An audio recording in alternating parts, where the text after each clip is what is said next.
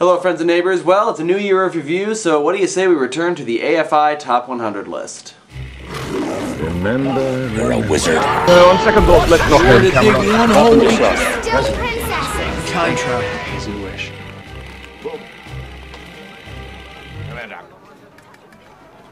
Man, I gotta go. I'm working. Doctor, this is the mayor talking. All right. Doctor, Come on, what? always do the right thing. That's it? That's it. I got it. I'm gone.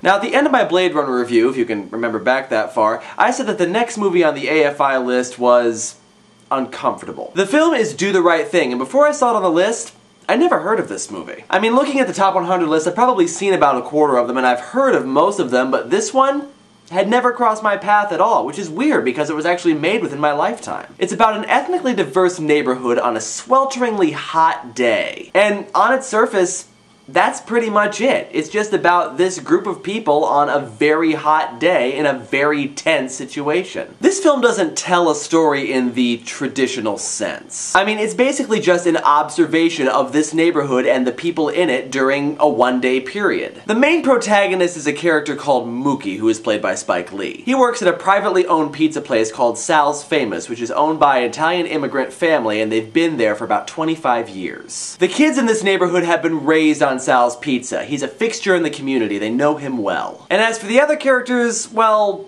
there are a lot of them. There are a lot of characters in this movie because it's telling the story of an entire neighborhood. Like I said, this is a pretty ethnically diverse neighborhood. We've got white people, we've got black people, we've got Hispanics, we've got Asian Americans. There are all sorts of different minorities existing in this one neighborhood. Tensions are already pretty high between these groups, but the heat of the day is making things even worse. There comes a point in the story when you just know that things are not going to end well for anybody in this story. The movie gives us an unvarnished vision of all of these people in this neighborhood. Nobody here is faultless, nobody here is blameless. They all have many, many flaws, but they also have their virtues. Even the ones that are completely unlikable have some virtues, and the characters who are made to be likable have plenty of flaws. Bottom line, this film is not enjoyable to watch. It's not pleasant, it's not comfortable, it's not the least bit feel good. But it is good. So what's all the fuss about? The fuss with this movie comes purely in how it is made. This isn't just a movie, this is a full-on experience. The way that it's cut and put together, you feel everything that these characters are feeling. There are a lot of claustrophobic close-ups, and there's a lot of music that gets really grating after a while. So you feel the heat of the day, you feel the building tension, and eventually you want to be angry just like everyone else in the movie wants to be angry. And there are several points when the movie kind of becomes removed from reality. There's one scene about halfway through the picture where it just cuts to a montage of close-ups of these characters, and they just lay out their unvarnished bigotry and racism towards the other groups in the neighborhood. These aren't things that the characters say, it's just things that the characters are thinking, but we get to experience those, and it's part of the building tension. You just know watching this film that every single scene is there for a reason. Everything that was put in this film to make it more than just a film, but also an experience. And because you are experiencing and observing what these characters are experiencing and observing,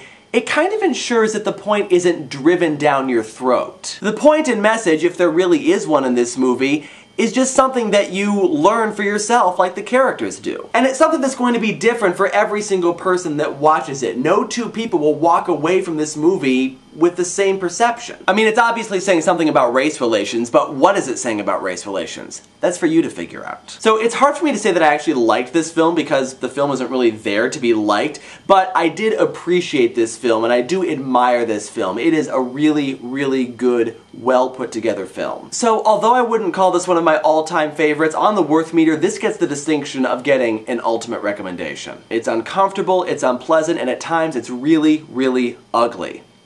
But I think it's necessary to watch and appreciate. So that does it for this movie review. Next up on the list is number 95, The Last Picture Show. And until next time, this is Matt Guyan saying, here's to the rest of 2012.